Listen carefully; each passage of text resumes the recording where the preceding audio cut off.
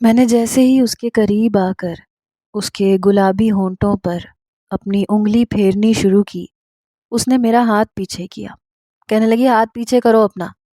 میں نے کہا کیوں کروں؟ بہت شوق تھا تمہیں شادی کرنے کا۔ بڑا مسکرا مسکرا کے اسٹیج پر بیٹھی ہوئی تھی۔ تمہیں بھی تو پتہ چلے شادی کی رات کو ہوتا کیا ہے، آج تمہارے ہوش اڑا کے رکھ دوں گا۔ میری بات سن کے وہ کچھ گھبرائی، کہنے لگی دیکھو مجھے ایسی بے شرمی اچھی نہیں لگتی، اس لیے مجھے ہاتھ لگانے کی کوشش مت کرنا۔ یہ کہہ کے وہ گھبرائی ہوئی سی کھڑی ہو گئی۔ میں بھی کھڑا ہو گیا۔ میں نے کہا بے شرمی تو ہوگی مدیحہ، میں نے کہا تمہیں پتہ ہے شادی کی رات شوہر کیا کرتا ہے؟ کہنے لگی مجھے بچی مت سمجھو، مجھے پتہ ہے سب کچھ۔ یہ سن کر مجھے ذرا سی حیرت ہوئی۔ میں نے کہا کیا کرتا ہے؟ ذرا مجھے بھی تو پتہ چلے۔ جس قدر وہ لاؤبالی تھی مجھے نہیں لگتا تھا اسے کچھ بھی پتہ ہے۔ کہنے لگی شادی کے بعد شوہر منہ دکھائی میں اچھے خاصے مہنگے تحفے دیتا ہے۔ میں نے کہا وہ تو میں دے چکا۔ کہنے لگی اس کے بعد شوہر بیوی کو ایک لمبا چوڑا لیکچر دیتا ہے کہ امی ابو کا خیال رکھنا، ان کی خدمت کرنا، بدتمیزی مت کرنا، وغیرہ وغیرہ۔ میں نے کہا یہ ساری باتیں تو تمہیں پہلے سے پتہ ہے، ماشاءاللہ سے کافی سمجھدار ہو تم، مجھے یہ سب کہنے کی تو تمہیں ضرورت ہی نہیں ہے، یہ تو تم ان سے کر لو گی مینج۔ کہنے لگی اور کیا، مجھے سب پتہ ہے ساس سسر کو کیسے قابو میں کرتے ہیں۔ میں نے تعجب سے اسے دیکھا۔ میں نے کہا اچھا چلو یہ تو تمہیں پتہ ہے، پھر اس کے بعد کیا ہوتا ہے؟ کہنے لگی پھر لائٹ بند ہو جاتی ہے اور پھر صبح ہو جاتی ہے، بس میں نے فلموں ڈراموں میں یہی سین دیکھے ہیں۔ اس کی بات سن کے میں نے پہلے تو بے ساختہ اسے گھور کے دیکھا، وہ کچھ متذبذب سی بھی تھی۔ میں اس کے کچھ قریب ہوا اور دھیرے سے کہا اصل کام تو لائٹ بند ہونے کے بعد شروع ہوتا ہے جانے من، جاؤ چینج کر کے آؤ، میں تمہیں بتاتا ہوں لائٹ بند ہونے کے بعد کیا کیا ہوتا ہے۔ کہنے لگی ایسا بھی کیا ہوتا ہے؟ وہ میری باتوں پہ ہچکچانے لگی۔ میں نے کہا تم چینج تو کرو میری شونو مونو، پھر تمہیں بتاتا ہوں۔ میں نے اس کے رخسار پہ ہلکی سی چٹکی کاٹ کر کہا۔ وہ اچھی خاصی گھبرا گئی، پھر الماری کے پاس گئی، ایک سادہ سا لباس نکالا، زیورات اتارے اور واش روم میں چلی گئی۔ کچھ دیر کے بعد باہر آئی تو میک اپ دھل چکا تھا، اپنے کھلے بالوں کی وہ چٹیاں بنانے لگی۔ میں نے کہا بالوں کو کھلا رہنے دو، ایسے اچھے لگ رہے ہیں۔ میں نے اس کا ہاتھ اس کے بالوں سے پیچھے کر دیا، پھر اس کا بازو ذرا سختی سے پکڑا اور بیڈ پہ لے گیا۔ اس وقت کمرے میں بس لیمپ کی روشنی جل رہی تھی۔ میں نے کہا ہاں تو مدیحہ اب بتاؤ، بجھاؤں لائٹ؟ میری بات سن کر وہ کچھ متذبذب سی ہوئی، کہنے لگی نہیں مجھے ڈر لگ رہا ہے۔ میں نے کہا ابھی سے؟ ابھی تو میں نے کچھ کیا بھی نہیں ہے، تمہیں ڈر بھی لگنے لگا؟ جب کروں گا تب کیا ہوگا؟ تب تو تمہاری چیخیں نکلنے لگیں گی۔ شادی بیاہ کوئی گڈے گڈی کا کھیل تھوڑی ہے، بڑا کچھ سہنا پڑتا ہے ایک لڑکی کو۔ میں اسے خوفزدہ کرنا چاہتا تھا بجائے اسے اعتماد دینے کے۔ میں اسے شادی کے رشتے سے خوفزدہ کرنا چاہتا تھا تاکہ مدیحہ نامی یہ لڑکی گھر ہی نہ بسا سکے، اور میں اپنے گھر والوں پہ یہ ثابت کر سکوں کہ ایک ہی گھر سے دو بہنیں لانا ان کا غلط فیصلہ تھا۔ وہ بے حد نروس تھی، چہرے کی ہوائیاں اڑی ہوئی تھیں۔ وہ کہنے لگی نہیں بھائی مجھے لائٹ بند نہیں کرنی، میں لائٹ جلا کے ہی سوؤں گی۔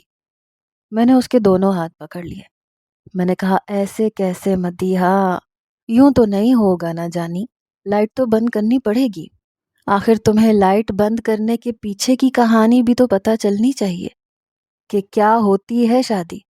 شادی کا بہت شوق تھا نا تمہیں، اچھے کپڑے، زیورات، منہ دکھائی، مہنگے تحفے، یہ سب دیکھنے میں بہت اچھا لگتا ہے، لیکن اصل حقیقت کچھ اور ہوتی ہے، اور وہ میں تمہیں آج بتاؤں گا۔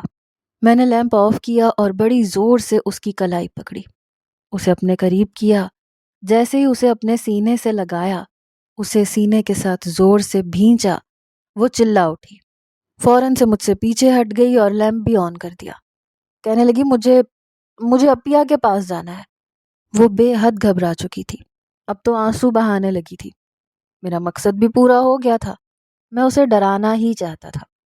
میں نے کہا چلو چلو نخرے مت دکھاؤ، لیٹو یہاں، ورنہ میں سختی کروں گا، ابھی میں پیار سے سب کچھ کر رہا تھا۔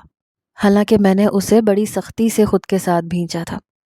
وہ فوراً سے کھڑی ہوئی اور کمرے سے باہر چلی گئی۔ اس نے غفران بھائی کا دروازہ بری طرح سے کھٹکھٹایا۔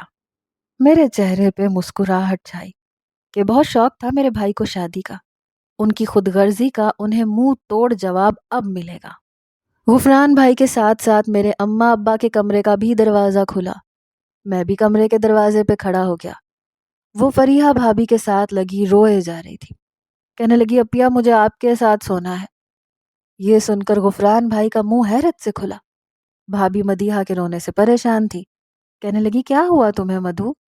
کہنے لگی میں امان کے کمرے میں نہیں سوؤں گی، مجھے آپ کے ساتھ سونا ہے۔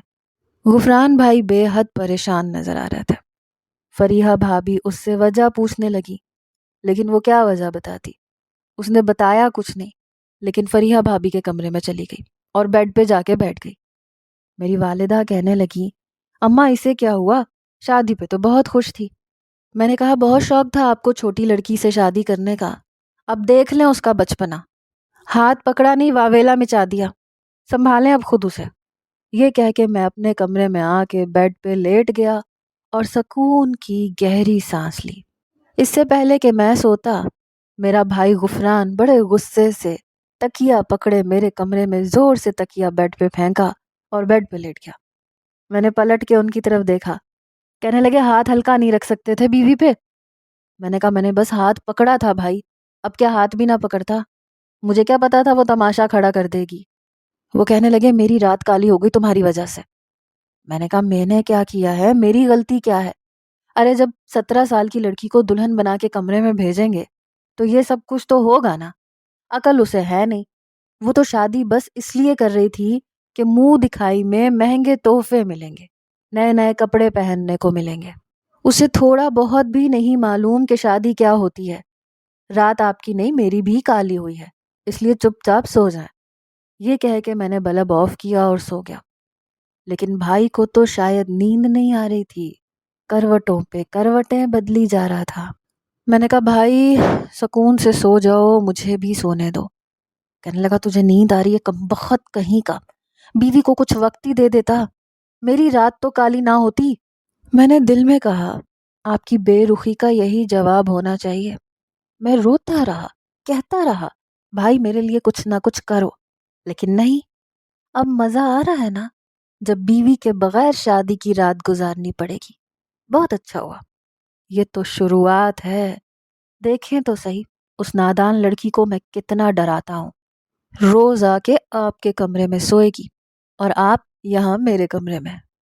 میں نے دل میں مصمم ارادہ کر لیا تھا کہ اپنے ماں باپ کی اس بات کو جھٹلا کے رکھوں گا کہ ایک گھر سے 2 بہنیں لانی ہی نہیں چاہیے، اور اگلی 7 پشتوں تک کوئی بھی یہ غلطی نہیں کرے گا۔ بہرحال اگلی صبح فریحہ بھابھی اور مدیحہ دونوں ہی کمرے سے ایک ساتھ باہر آئیں۔ امی ناشتہ بنا کے رکھ چکی تھیں۔ میرے بھائی کا موڈ بڑا خراب تھا، بار بار فریحہ بھابھی کو غصے سے دیکھ رہے تھے۔ وہ بیچاری نظریں چرا رہی تھی، جیسے کہہ رہی ہوں کہ میرا کیا قصور ہے۔ مدیحہ جب بھی مجھے دیکھتی تو میں اسے گھورنے لگتا۔ وہ فوراً سے گھبرا کے نظریں نیچے کر لیتی۔ میں چاہتا تھا کہ اس کے دل میں اپنا خوف برقرار رکھوں تاکہ وہ میرے قریب اور کمرے میں آنے کی کوشش ہی نہ کرے۔ میں تو اپنے دل میں بڑا مطمئن تھا کہ اب یہ لڑکی میرے کمرے میں نہیں آنے والی۔ پورا دن وہ فریحہ بھابھی کے کمرے میں ہی رہی اور بھائی پورا دن لاؤنج میں جلے پیر کی بلی بنا چکر کاٹتا رہا کہ 2 گھڑی ان کو بھی بیوی کے ساتھ نصیب ہو جائے۔ لیکن میں بڑا خوش تھا، بڑے مزے سے اپنے کمرے میں رہا۔ پھر دل کیا تو دوستوں میں چلا گیا۔ شام کو ولیمے کی دعوت تھی، ولیمہ بھی ہو گیا۔ لیکن آج غفران بھائی بڑے تپے ہوئے بیٹھے تھے، انہیں دیکھ کے میری ہنسی ہی نہیں رک رہی تھی۔ مدیحہ میرے پاس بیٹھی تھی، میں نے اس کا بازو پکڑا، زور سے دبا دیا اور اس کے کان کے قریب جا کے کہا بچو کل تو بچ گئی تھیں، آج کیا کرو گی؟ کب تک بچو گی مجھ سے؟ آنا تو اب تمہیں میرے ہی کمرے میں ہے، اور آج تو تم ویسے بھی بڑی پیاری لگ رہی ہو، آج تو میں واقعی تمہیں کچا کھا جاؤں گا۔ خلاف توقع آج وہ بالکل چپ چاپ گم سم بیٹھی ہوئی تھی۔ کل والی شوخیاں ساری اس کی ایک رات میں ختم ہو چکی تھی۔ وہ بار بار میرے ہاتھ سے اپنا ہاتھ چھڑوانے کی کوشش کر رہی تھی۔ کچھ دیر بعد میں نے اس کا ہاتھ چھوڑ دیا۔ ولیمہ بھی اپنے اختتام پہ پہنچ گیا۔ غفران بھائی نے فریحہ بھابی کو صاف کہہ دیا کہ آج چاہے تمہارے کمرے کا دروازہ کوئی پیٹے یا توڑ دے، تم دروازہ نہیں کھولو گی۔ اس لیے وہ مدیحہ کو سمجھا رہی تھی کہ دیکھو اس طرح سے نہیں کرتے، لیکن وہ اپنی آپی کے دونوں ہاتھ پکڑ کے لاؤنج میں بیٹھی تھی۔ وہ کہنے لگی مجھے نہیں جانا اس کے کمرے میں، مجھے اس سے بہت ڈر لگتا ہے۔ بھابی اسے سمجھانے لگی کہ ایسے کچھ نہیں ہوتا، وہ تم سے محبت کرتا ہے، تمہیں کچھ بھی نہیں کہے گا۔ وہ کہنے لگی آپ کو نہیں پتا نا، مجھے پتا ہے، میں نہیں جاؤں گی، مجھے نہیں کرنی کوئی شادی وادی، مجھے آپ ابا کے گھر بھجوا دیں، میں وہاں رہ لوں گی۔ دیکھو یہ سب اب تو نہیں ہو سکتا نا، دیکھو اس وقت تو تمہیں کوئی اعتراض نہیں تھا، تم نے کہا تھا ٹھیک ہے تمہیں شادی پہ کوئی اعتراض نہیں ہے۔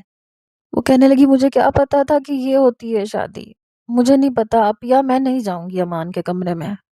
غفران بھائی اپنے کمرے کے دروازے کے پاس ہاتھ باندھے کھڑے فریحہ بھابی کو گھورے جا رہے تھے، اور وہ بار بار نظریں چرا کر مدیحہ سے اپنا ہاتھ چھڑوانے کی کوشش کر رہی تھیں۔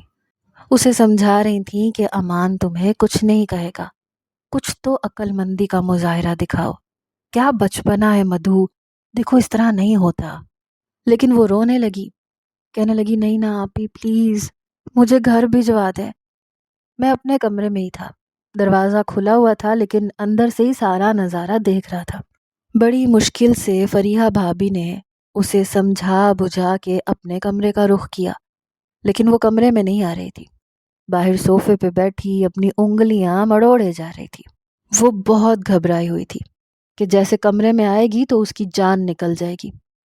یہ دیکھ کے میں بڑا مطمئن تھا، لیکن میں یہ نہیں جانتا تھا کہ وہ اس قدر خوفزدہ ہو جائے گی۔ وہ چپ چاپ کمرے میں آئی، مجھ سے بات کیے بغیر اس نے الماری کھولی، اس نے کمرے کا دروازہ تک بند نہیں کیا، الماری میں سے اپنا ایک لباس نکالا اور واش روم میں چلی گئی۔ میں اس کی ایک ایک حرکت کو نوٹ کر رہا تھا۔ وہ باہر آئی تو بالکل سادگی میں تھی، پھر آہستہ سے اپنا تکیہ اٹھایا، لحاف اٹھایا، باہر جانے لگی۔ میں نے کہا تم کہاں جا رہی ہو؟ کہنے لگی میں باہر لاؤنج میں سوں گی، مجھے آپ کے ساتھ نہیں سونا۔ میں نے کہا مرضی ہے تمہاری، اچھا یہ لائٹ بند کر دو اور دروازہ بند کر کے جانا، ٹھیک ہے؟ وہ فوراً سے مان گئی۔ یہاں تک تو سب کچھ ٹھیک تھا، وہ مجھے کچھ بھی نہیں کہتی تھی، زیادہ تر وقت اس کا فریحہ بھابی کے ساتھ گزرتا تھا یا پھر میری امی کے ساتھ۔ وہ ان کے ساتھ بیٹھی رہتی، گپیں مارتی رہتی، ہنستی رہتی، لیکن جیسے ہی میں آفس سے آتا مجھے دیکھ کے اسے جیسے سانپ سونگھ جاتا۔ فریحہ بھابی نے تو کچن سنبھال لیا تھا، لیکن وہ مہارانی کچن کا کوئی کام نہیں کرتی تھی، بس اس کا ایک ہی کام تھا، میری اماں کے ساتھ بیٹھ کے باتیں کرنا، ہنسنا، لطیفے سنانا۔ ابا بھی اس کی کمپنی میں بڑے خوش رہتے تھے۔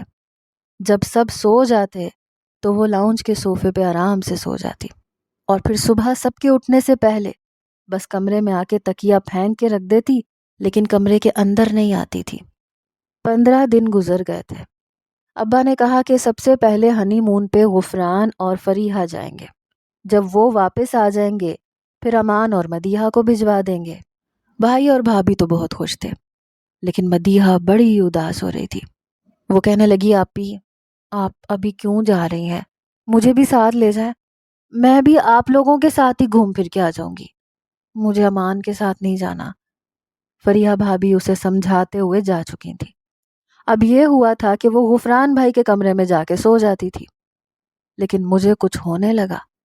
ظاہر ہے میری بیوی تھی، شروع میں تو ابا اور غفران بھائی کی وجہ سے میں نے یہ سب کر دیا تھا، لیکن اب دل چاہتا تھا وہ کمرے میں آئے، مجھ سے باتیں کرے۔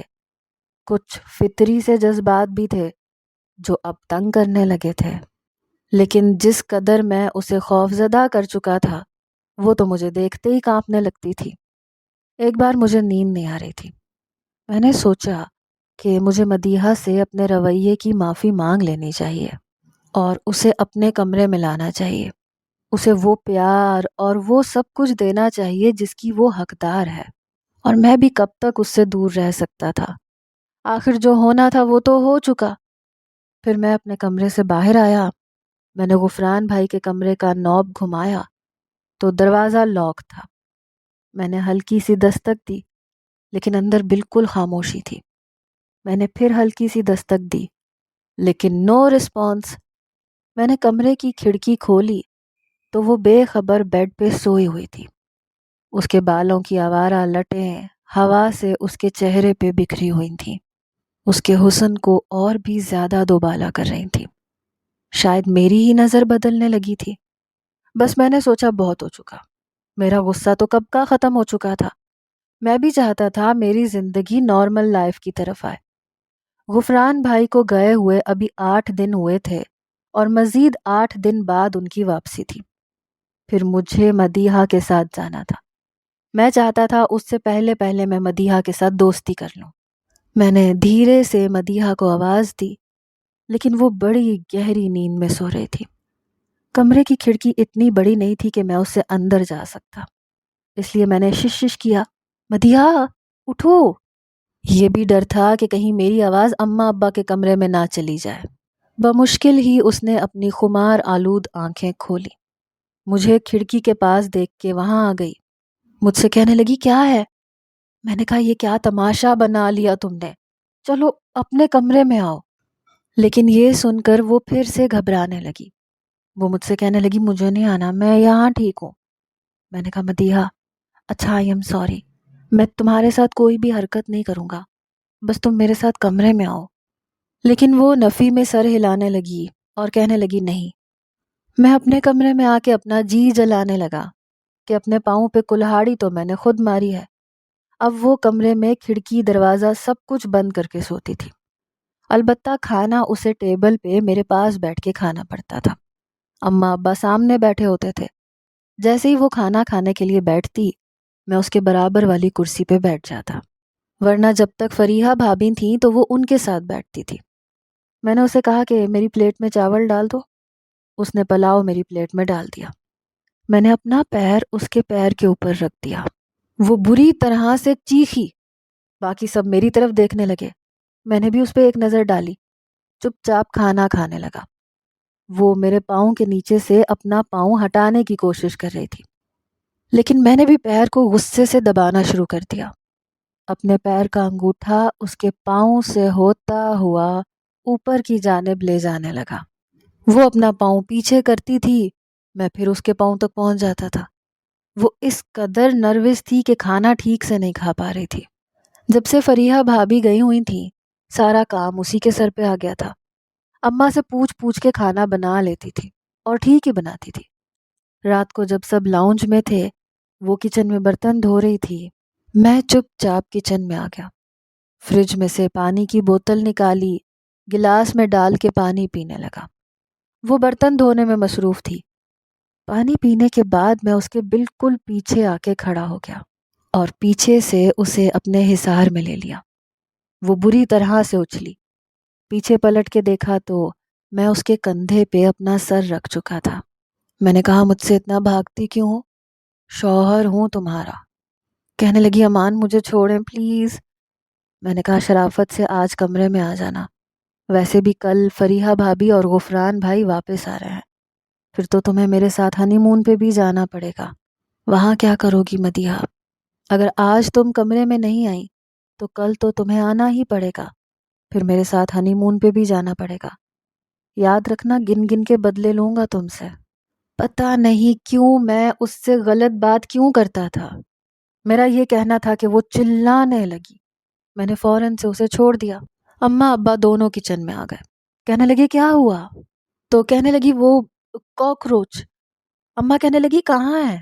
کہنے لگی ابھی شیلف پہ تھا، پتہ نہیں کہاں گیا۔ میں سمجھ گیا مجھ سے پیچھا چھڑانے کے لیے اس نے یہ سب کچھ کیا ہے۔ میں غصے سے اپنے کمرے میں چلا گیا۔ اگلے روز فریحہ بھابھی اور غفران بھائی بھی آ گئے۔ شادی کو 1 مہینہ گزر چکا تھا، لیکن محترمہ تھیں کہ میرے قابو ہی نہیں چڑھ رہی تھیں۔ سب کے سونے کے بعد وہ لاؤنج میں تکیہ رکھ کے لیٹ گئی۔ تبھی میں کمرے سے باہر آیا، اس کی کلائی پکڑی۔ میں نے کہا شرافت سے کمرے میں چلو۔ کہنے لگی میں نے نہیں جانا۔ اگر آپ نے زبردستی کی تو میں چلانا شروع کر دوں گی۔ میں نے کہا ٹھیک ہے، چلاؤ، شوق سے چلاؤ۔ یہ کہہ کے میں نے اس کے منہ پہ ہاتھ رکھ دیا اور زبردستی اسے کمرے میں لے گیا۔ کمرے کی لائٹ بند کی اور اسے بیڈ تک لایا ہی تھا کہ غفران بھائی کے دروازہ کھٹکھٹانے کی آواز آئی۔ وہ اماں کا دروازہ کھٹکھٹا رہے تھے۔ اماں نے دروازہ کھولا تو وہ کہنے لگے فریحہ کی طبیعت بہت خراب ہے، اماں آ کے دیکھیں اسے کیا ہوا ہے۔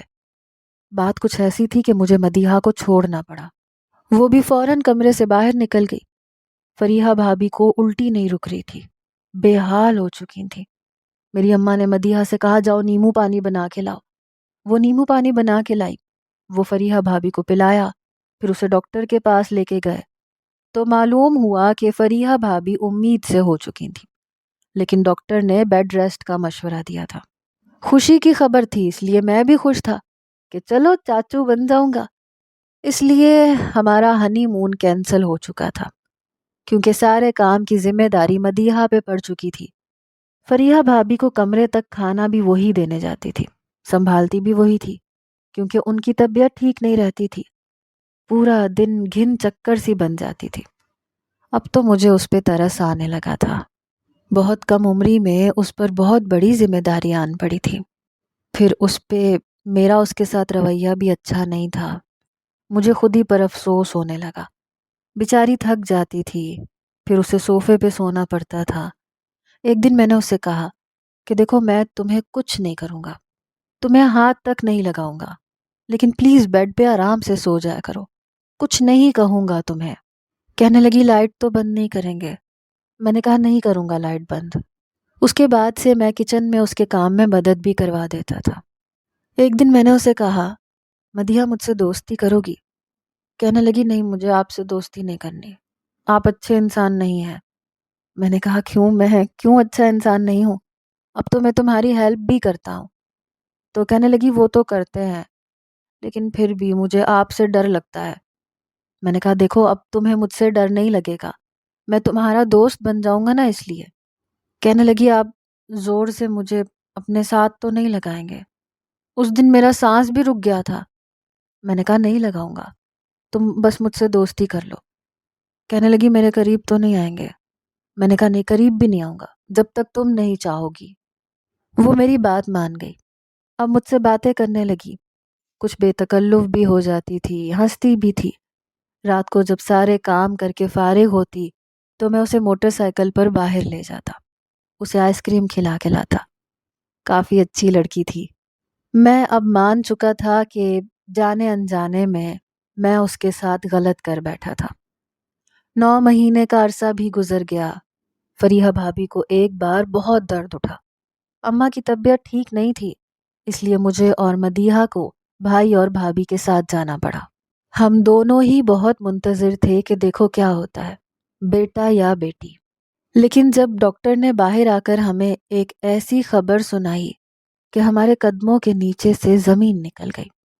وہ کہنے لگے کہ مسٹر غفران آپ کا بیٹا ہوا ہے، لیکن آپ کی بیوی کو ہم نہیں بچا سکے۔ یہ سننا تھا کہ ہمیں اپنے کانوں پہ یقین ہی نہیں آ رہا تھا۔ ایسا کیسے ہو سکتا تھا؟ غفران بھائی تو یوں تھے جیسے سانس لینا بھول گئے ہوں۔ یہی حال مدیحہ کا بھی تھا۔ کہنے لگے ڈاکٹر یہ آپ کیا کہہ رہی ہیں؟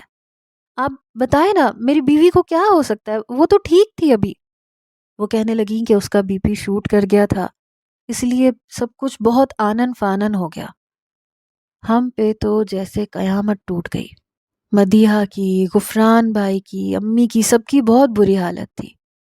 پہلی بار میں نے بھائی کو یوں پھوٹ پھوٹ کے روتے دیکھا تھا۔ میں خود بھی کچھ بھی سمجھ نہیں پا رہا تھا کہ یہ سب ہو کیسے گیا۔ ایک طرف میں بھائی کو سنبھال رہا تھا، دوسری طرف مدیحہ کو، لیکن دونوں ہی میرے قابو سے باہر تھے۔ یہ خبر جب میں نے ابا کو سنائی تو وہ بھی پریشان ہو گئے۔ اماں ابا دونوں ہاسپٹل پہنچ گئے۔ ابھی تک بچہ نرس کے پاس تھا، کیونکہ میں تو ان دونوں کو سنبھالنے میں لگا ہوا تھا۔ اماں آئیں تو مدیحہ ان کے گلے لگ کے رونے لگی۔ یہ خبر جب فریحہ بھابھی کے میکے میں گئی تو ان پہ بھی قیامت ٹوٹ پڑی۔ بہرحال وقت تھا جو گزر گیا، لیکن ہمارے گھر کی تو جیسے خوشیاں ختم ہو کے رہ گئیں۔ فریحہ بھابھی کے بیبی کو مدیحہ سنبھالنے لگی۔ وہ چپ چپ سی ہو گئی۔ اس کا سارا بچپنا شروع کی طرح ہنسنا بولنا جیسے ختم ہو چکا تھا۔ غفران بھائی بھی چپ چپ رہنے لگا، بات ہی نہیں کرتے تھے، بات کرتے تھے تو لگتا تھا ابھی رو پڑیں گے۔ ایک میں تھا جو بھائی کو تسلی دیتا تھا۔ 2 مہینے گزر گئے۔ مجھے لگتا تھا جیسے مدیحہ اپنی عمر سے کافی بڑی ہو چکی ہے۔ رات کو جب وہ تھکی ہاری آ کر بیڈ پہ بیٹھتی تو ارسلان رونے لگتا۔ وہ غفران بھائی کا بیٹا تھا۔ وہ اسے پکڑ کے چپ کروانے لگی۔ اب تو مجھے اس پہ ترس آنے لگا تھا۔ میں نے کہا ایسے کرو اسے مجھے دے دو، تم سو جاؤ، تھوڑی دیر آرام کر لو۔ اس کی آنکھیں نیند سے بھاری ہو رہی تھیں۔ کہنے لگی نہیں آپ سے چپ نہیں کرے گا، مجھی سے چپ کرتا ہے۔ میں نے کہا میں اس کو پکڑوں گا تو اسے میری عادت ہو جائے گی نا، جاؤ تم اس کے لیے فیڈر لے کے آؤ، شاید اسے بھوک لگ رہی ہے۔ میں نے اس کو یہ کہہ کے اس کے ہاتھ سے ارسلان کو پکڑ لیا۔ اس نے فیڈر لا کے دیا۔ میں نے کہا تم اب آرام کرو، میں پلا دیتا ہوں۔ کہنے لگی رہنے دو، میں بعد میں سو لوں گی۔ میں نے کہا اپنا بھی خیال رکھا کرو، جاؤ میں دیکھ لوں گا اسے۔ کہنے لگی آپ بھی تو آفس سے تھکے ہارے آئے ہیں، چھوڑیں آپ، میں سنبھال لوں گی اسے۔ لیکن میں نے اس کے ہاتھ سے پکڑ کے اس کو بیڈ کی طرف کیا اور کہا کہ سو جاؤ۔ وہ جا کے لیٹ گئی۔ کچھ ہی دیر میں سو بھی گئی۔ کافی دیر میں ارسلان کو بہلاتا رہا، وہ بھی 1 گھنٹے تک سو گیا۔